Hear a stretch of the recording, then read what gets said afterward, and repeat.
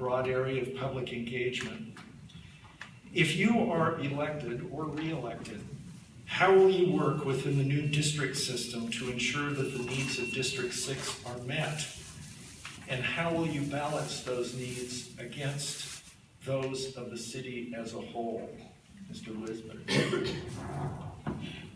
Well, the reason I actually became a candidate, first of all, was because there are district elections, and I think there needs to be a better communication between the city and the districts. So that's why I'm here today. I'm also a parent. I have not been, like I said, really engaged in the community that much, other than as a family man, as a parent, with my kid, bringing him to school, as a coach. The good thing I think about that is that I don't think there's anybody pulling my strings at this point. I'm coming in as an entrepreneur, somebody coming in, flying in from 40,000 feet, and able to look at things without anybody pulling my strings, without any corruption. Thank you. The way the question was phrased, I take issue with one thing, that I don't think the district issues are against the issues of the city as a whole. I think there's a lot of alignment.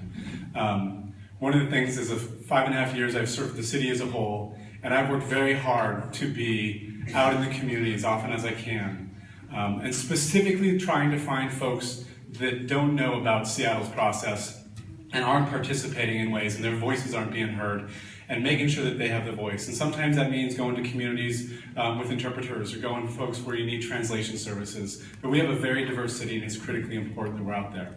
One of the great things about district elections is that if I'm so lucky to be elected to serve in District 6, the geography of which I cover is a lot smaller, which means I'll be in the neighborhood, these specific neighborhoods, that much more often.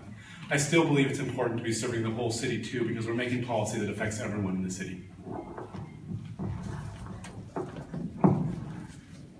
I hope to bring City Hall to you. So I want to have more of our city council meetings in the community. I want to have office hours in our community. I want a place where people in our neighborhood can find me, know where I will be, that there is a schedule where you can find me. And I absolutely agree with Mike that we have to go out and we have to search for those that are less typically engaged.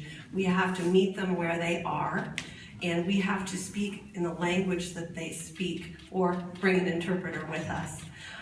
And I hope to have that be an absolutely regular part of my working week, and I would encourage our city departments to do the same. I also agree with Mike that it is not to the exclusion of working citywide. I think the examples and the conversations we have specifically in our neighborhoods, we bring back, we share, and we leverage, and we build bigger solutions and better solutions for our community and city.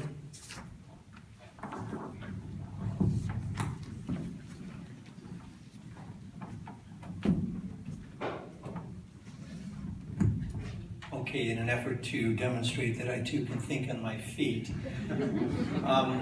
it does take me a little bit of time to stand up, but I can say that I have worked in all of the districts doing the work that I've done. I've also been a business owner.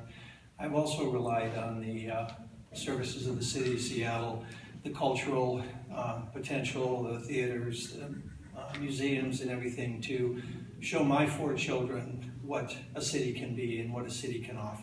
I've also told my children that you can learn just as much from a bad example as what you can from a good example. And all the districts have bad examples. All of the districts have good examples. I think that this is a problem that we need to address as a city. Many of these problems are. And I also think that there are some particular challenges that we face in our neighborhood here. And those I would hope to address with you and with your input as to what your unique concerns are. I do find I'm done.